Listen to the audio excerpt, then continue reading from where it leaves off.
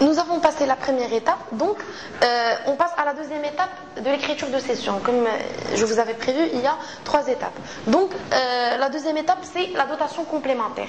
Je constate la dotation complémentaire. Combien de mois écoulés j'ai utilisé l'immobilisation durant l'année? Par exemple, si j'ai vendu l'immobilisation ici durant le mois de mai, donc je l'ai utilisé 5 mois durant l'année, le janvier, février, mars, avril et mai. Donc je calcule une dotation sur 5 mois. C'est 20 000 fois 10% fois 5 sur 12.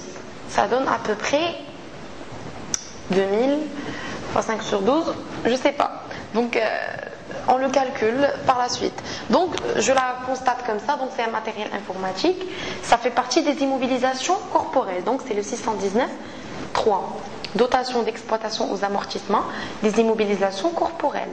Le matériel informatique, c'est le 23,55. Donc je mets le 8 en deuxième position, donc c'est le 23. Donc c'est le 28,35. Amortissement du matériel informatique. Donc je mets le montant de la dotation complémentaire ici. Dotation complémentaire. Dotation complémentaire au niveau du débit et au crédit. Pour respecter le principe de la partie double. Donc, c'est la deuxième étape. On passe à la troisième étape, c'est que je constate la sortie de l'immobilisation de mon exploitation. Donc, l'immobilisation ne m'appartient plus, elle est sortie de mon exploitation. Donc, je constate sa sortie. Donc, voilà. La sortie, elle est constatée comme suit. Donc, je débite amortissement du matériel informatique. Donc apprenez cette écriture 28,35. Et je crédite le matériel informatique ici 23,55. Entre les deux, il y a la VNA. C'est quoi la VNA? C'est la valeur nette d'amortissement. La VNA, elle est calculée comme suit. Valeur nette d'amortissement. C'est la valeur d'origine première, donc c'est la valeur d'achat que j'ai payé le premier jour pour acheter l'immobilisation neuve, moins le cumul d'amortissement. Donc c'est l'amortissement cumulé. Donc depuis la période d'achat jusqu'à la période de vente. Je l'ai acheté le 1-1-2008. Donc je calcule un amortissement du 1-1-2008 au 12 mai 2013. Je le calcule comme suit. Du 1-1-2008 au 1-1-2009, je fais un petit axe. Du 1-1-2008 au 1-1-2009, j'ai toute une année, j'ai une année de 12 mois, donc jusqu'au 1-1-2010, donc une autre année, c'est 12 mois, jusqu'au 1-1-2011, c'est 12 mois, jusqu'au 1-1-2012, c'est encore 12 mois. Jusqu'au 1-1-2013, c'est 12 mois. Et je l'ai utilisé pendant 2013 jusqu'au mois de mai. Donc, j'ajoute 5 mois aussi. Donc, le total, c'est 12, 12, 12, 12 et 12. Donc, j'ai 5 ans plus 5 mois. Ça fait 65 mois. Donc, je calcule la dotation comme suit. Le cumul d'amortissement est calculé sous forme de dotation. Je mets la valeur d'origine qui est de 20 000 dirhams fois le taux d'amortissement qui est de 10% fois les 65 mois que j'ai calculés. C'est le cumul d'amortissement. Je l'ai utilisé depuis la date d'acquisition jusqu'aujourd'hui 65 mois. Donc, on va voir la valeur sur laquelle elle s'est dépréciée. 65 sur 12. Donc, on doit procéder par un calcul. Donc, on utilise la calculatrice. C'est 20 000 fois 10% fois 65 sur 12. Pardon, 20 000 fois 10% fois 65 sur 12.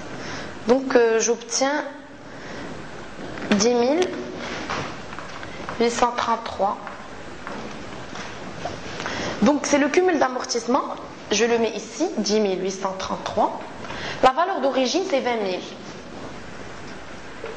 La VNA, comme je vous ai dit, c'est la différence, c'est la valeur nette d'amortissement. C'est-à-dire ce que vaut l'immobilisation actuellement. Ce que vaut l'immobilisation maintenant. L'immobilisation 65-13. C'est la VNA, donc VNA, des immobilisations corporelles CD. Tout simplement, le montant de la VNA, c'est la différence entre la valeur d'origine et le cumul d'amortissement pour qu'il y ait un équilibre. Donc je calcule la différence. Donc 9166. Et moi je l'ai vendu à 7000. Donc normalement j'ai réalisé une moins-value. Donc le prix de cession moins la VNA, s'il est positif.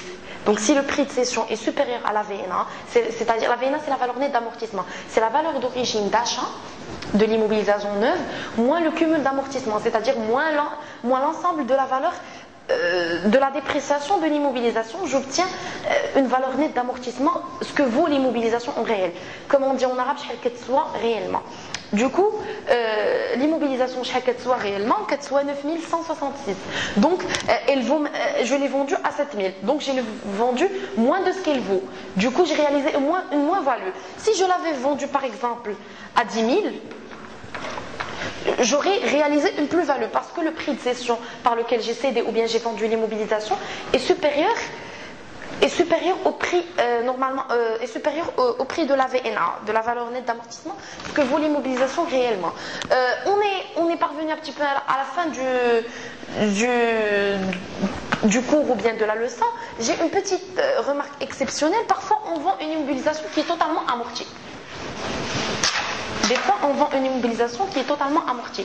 Par exemple, ce matériel informatique qui est de 10 ans, matériel informatique,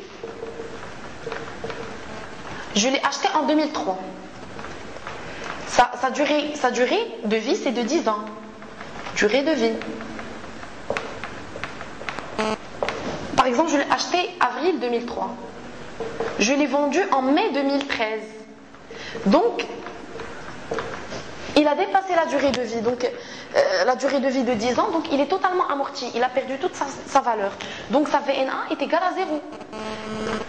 Donc vu que le produit a passé 10 ans de sa durée de vie, je l'ai utilisé pendant 10 ans, j'ai exploité le matériel pendant 10 ans, donc il a perdu toute sa valeur. Donc chaque qu'il soit réellement, il soit zéro. Mais le prix de cession dit que ça, lorsque je le vends, c'est un bénéfice. Donc si je le vends à 7000 ou là, si je le vends à 7000, donc normalement il vaut 0. J'ai une plus-value de 7000. Du coup, on va suivre les trois étapes, celle de constatation du prix de cession et celle de la dotation complémentaire. Mais au niveau de la troisième étape, je ne vais pas comptabiliser la VNA parce qu'elle est égale à 0. Je vais comptabiliser uniquement amortissement du matériel informatique. Je le constate, par exemple, il vaut 20 000. Je le constate par la valeur d'origine. Le cumul d'amortissement est de 20 000 aussi. Il a perdu parce que la VNA est égale à 0. Il a été utilisé durant toute sa durée. 12 la durée diallo. Il a été exploité durant toute la durée, donc il a perdu 20 000.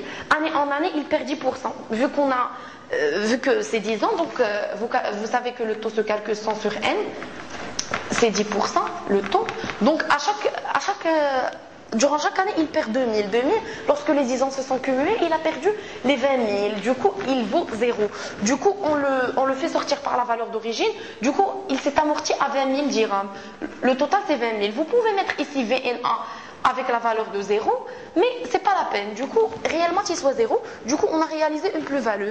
C'est bon, vous pouvez la mettre sous forme de commentaire par la suite, mais la session, c'est à toujours suivre ces trois étapes. Nous allons, Inch'Allah, procéder à une vidéo ou bien à un épisode exceptionnel de l'amortissement dégressif parce que ça nécessite un cheminement particulier.